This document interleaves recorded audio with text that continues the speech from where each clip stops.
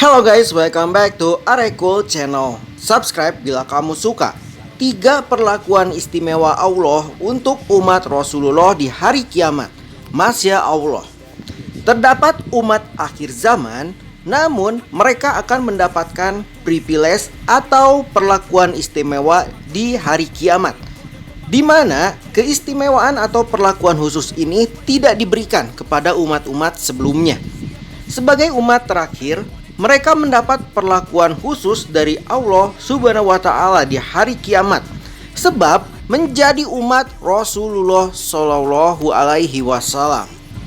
Perlakuan khusus ini hanya diberikan kepada umat Rasul, sebab Rasulullah Muhammad Shallallahu Alaihi Wasallam merupakan kekasih Allah dan merupakan pemimpin para nabi dan rasul. Lantas, hak istimewa apa yang akan didapatkan umat akhir zaman ini? Berikut ini pembahasan selengkapnya.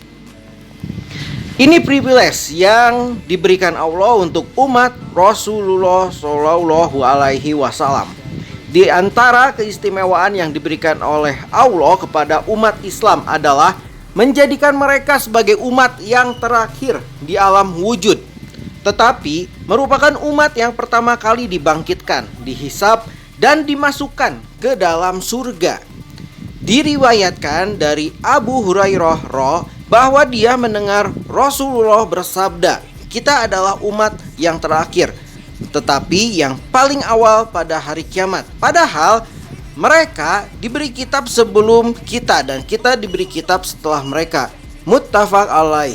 Dalam hadis riwayat Muslim dari Abu Hurairah disebutkan bahwa Rasulullah bersabda, "Kami adalah umat yang terakhir, tetapi yang paling awal masuk surga pada hari kiamat."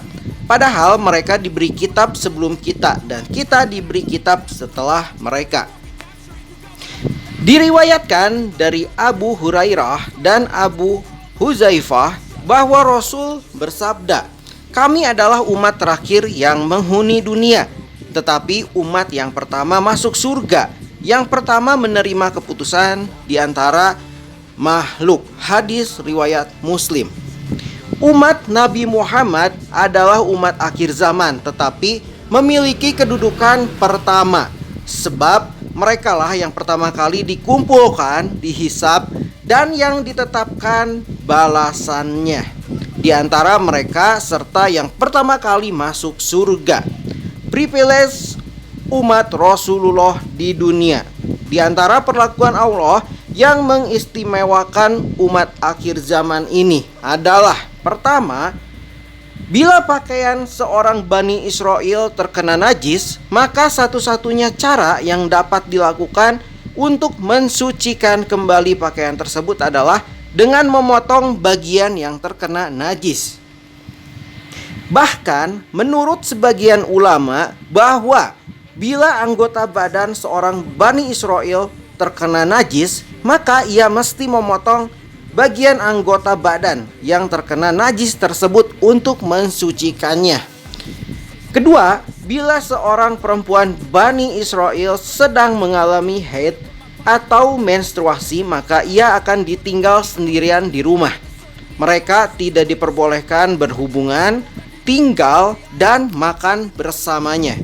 Berbeda dari umat Nabi Muhammad yang diperbolehkan bergaul, makan bersama, tinggal serumah, dan juga tidur sekasur dengan istri yang sedang haid. Hanya saja mereka tidak diperbolehkan berhubungan intim dengannya.